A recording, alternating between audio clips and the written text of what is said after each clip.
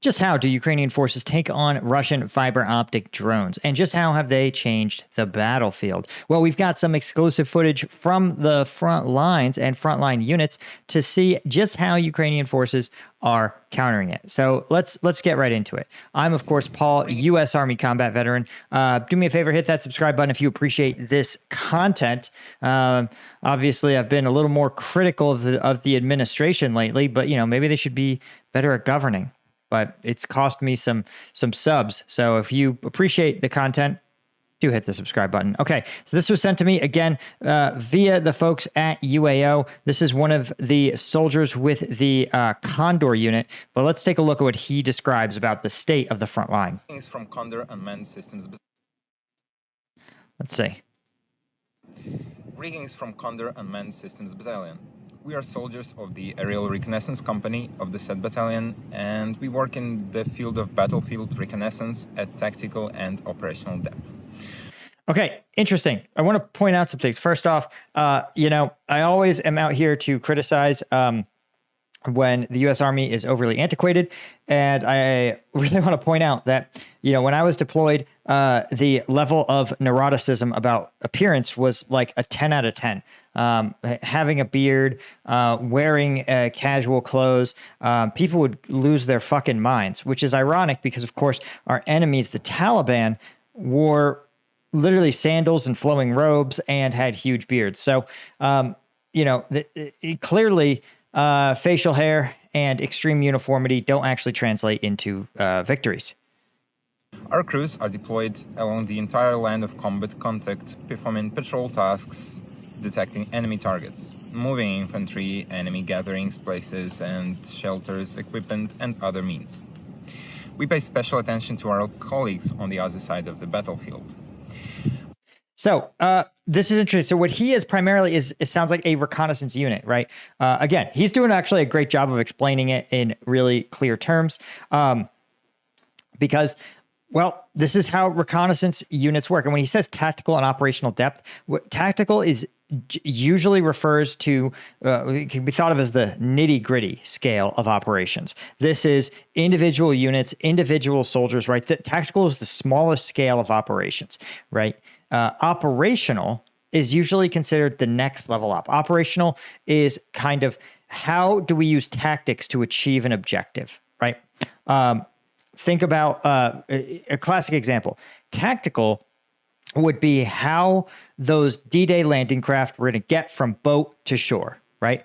Operational questions were, okay, what beaches do we choose to attack on, right? And then strategic is the final level. Strategic is the questions like, should we open up another front? Do we need to conduct an amphibious operation? What is the best route to conduct an operation? Is an invasion the best way to fight Germany, right? These are the kind of questions that occur at the tactical, operational, and strategic levels. So if you're a reconnaissance asset operating at the tactical level, you're looking for things that are going to help those individual units, right? An individual squad make a decision or understand the battlefield. Operational level, zoom out, it's going to be things like how do commanders decide where to employ their forces, right? So it might be looking for things like trying to understand how Russians are allocating their forces. Are the Russians preparing for something? Where are key Russian operational assets like jammers or anti-aircraft batteries?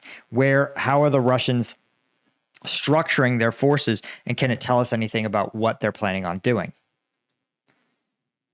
We understand that Russians have a great advantage over us.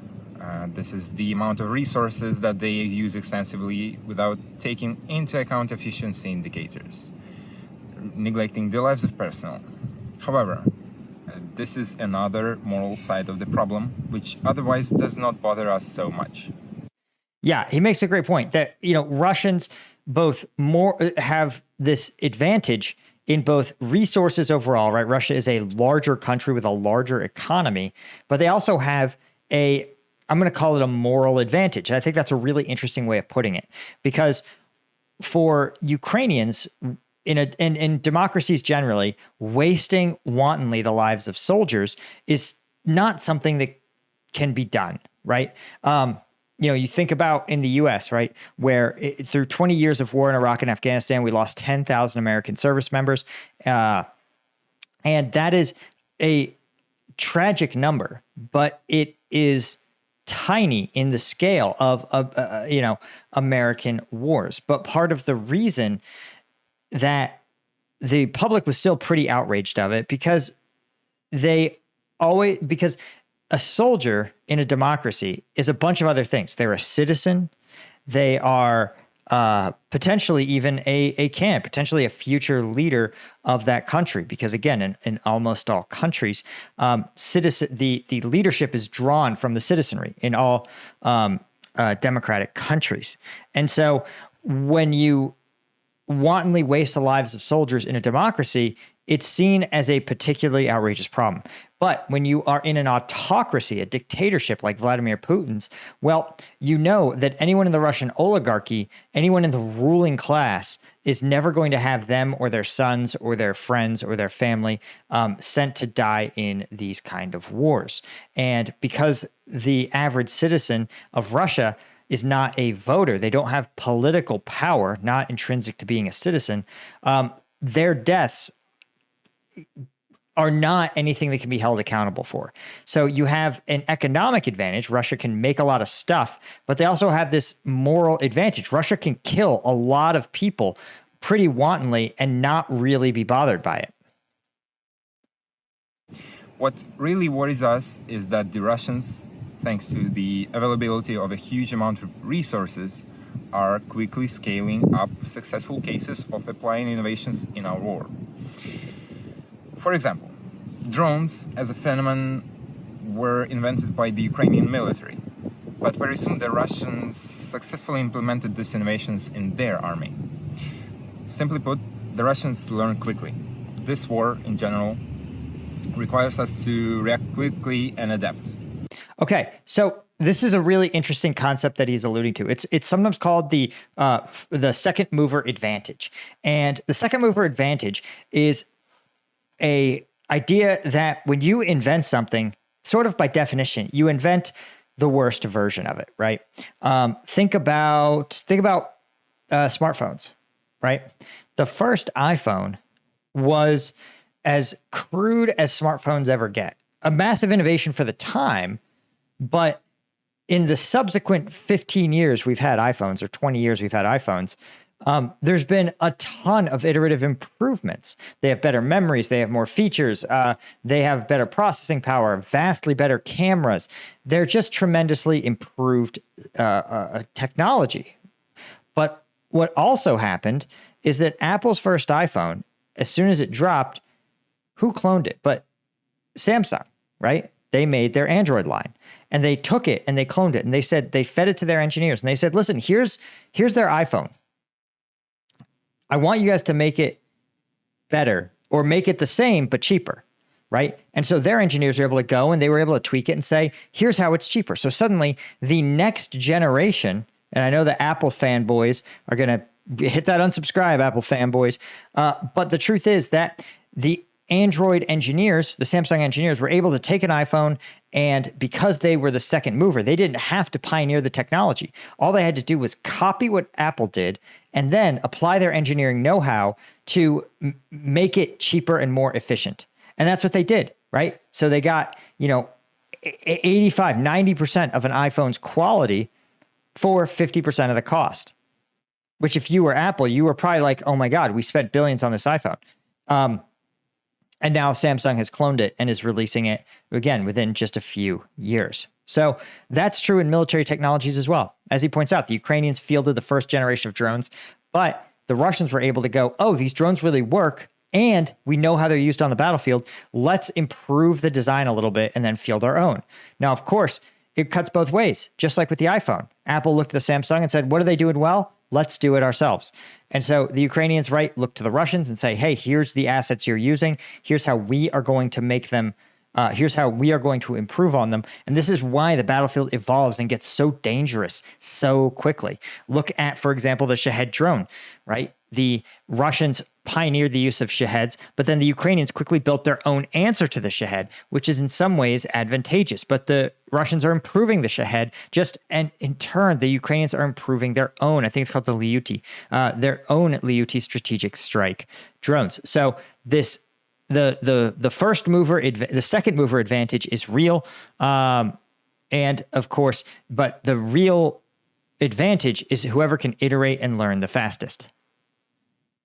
And it seems to us that we have found a loophole in which we can become the first again. Oh. If such a tool is available. Oh, okay. Sorry. So the reason they cut that out is because he's not authorized to tell us about it. UAO went and was like, nope.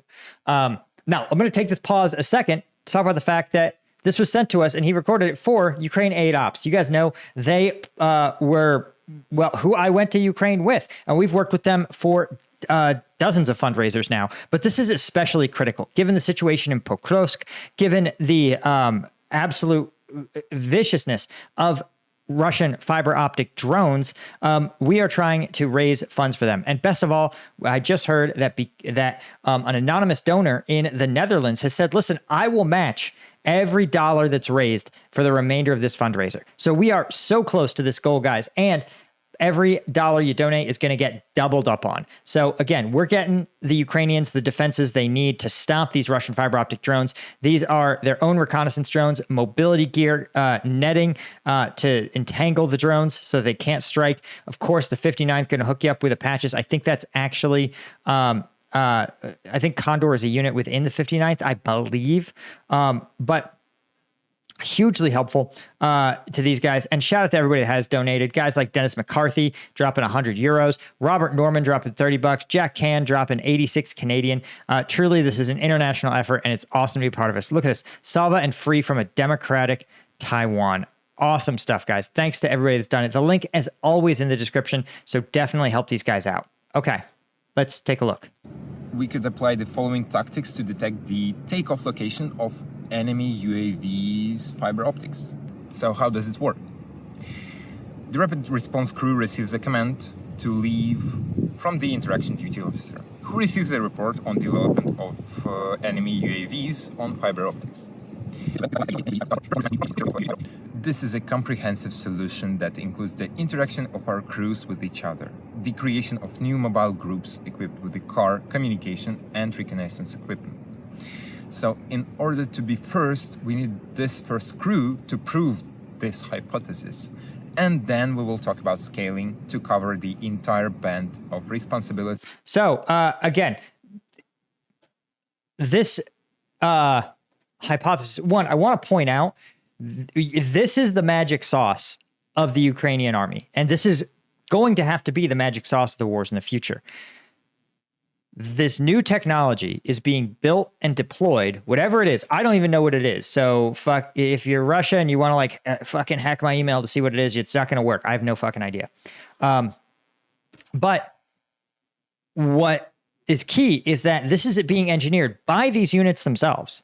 They're on their battlefield. They're looking at the enemy and saying, if we could do X, Y, and Z, I think we could counter this. And so they said, let's see if we can make this work. And they're going to try to iterate it. Right? Famously, the YouTuber Civdiv, actually, I think he spent time as a drone pilot in Ukraine, but then he spent more time as a drone engineer trying to make a more efficient, effective, and jam-proof bomber drone. He spent 6 months in literally an abandoned house, just with a soldering iron, trying to make this improved bombing drone. And the fact is that this is how modern wars got to be fought. We talked about the fact that whoever iterates more, faster, better wins. So, but you can't, it's not free. You can't just run this engineering stuff for free. So that's where we come in, right? That fundraiser is also going to help these guys develop this tech, right? So again, the 59th, these guys, some of this counter drone tech is stuff that we weren't even going to disclose, but now we're acknowledging that it is some kind of undisclosed technological solution to counter drones. Of the brigade and share experience with our other unit on the battlefield. Thanks for your attention, and see you next time. He's also pretty good, actually. He's pretty good on camera. I got to give him credit. That's a pretty good YouTuber right there. Again, maybe after the war, that'll be his second career. So again, really, really check the description, because now I want to take a look real quick and show you guys another video, just a quick one. This is, again, sent to us exclusively from the guys at the front.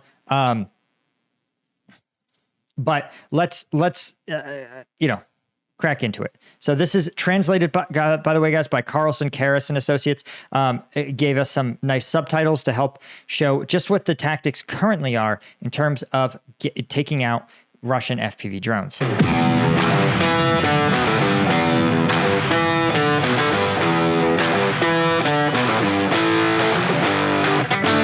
I have no idea if this is copyright free or not. I hope it's not. I mean, I guess I'll just mute it. Курс підготовки операторів ручниць 12-го калібру як метод протидії FPV розроблен досвідченими фахівцями 413-го. Okay, so this is from the 413th Battalion, but what's fascinating is that this is now a designated role, to say, listen, you are the designated FPV guardian of your vehicle, right? It's almost like when I was in Afghanistan, right? Every vehicle had a gunner who sat in the turret and was the shooty part of the vehicle, right? We had a driver, a gunner, and a truck commander, as well as potentially a dismount who could get out and sort of, with other dismounts, act as another maneuver element. And so now it seems like because the FPV threat is so great, every vehicle now has to have a gunner, but that gunner exists to shoot back against FPVs. Батальйоном і націлено на те, щоб в максимально короткі сроки підготовити якісно наших військовослужбовців. Цей курс зараз проходить завдяки навчальному центру Carlson, Karras і партнери. Розрахований на 4 дні і состоїть із декілька. Oh, excuse me. Carlson, Karras and Associates is actually sounds like a training company. So these guys are putting on this training, but did you notice how they were already training them to shoot from an unstable platform? Because again, imagine you're on a gator or a pickup truck and you're bouncing along a dirt road and you still have to engage these targets effectively. And so again, it's a little bit like shooting skeet, but the ground is moving underneath you and the target, the clay, is swerving around every which way. So it's got some challenges. Блоків.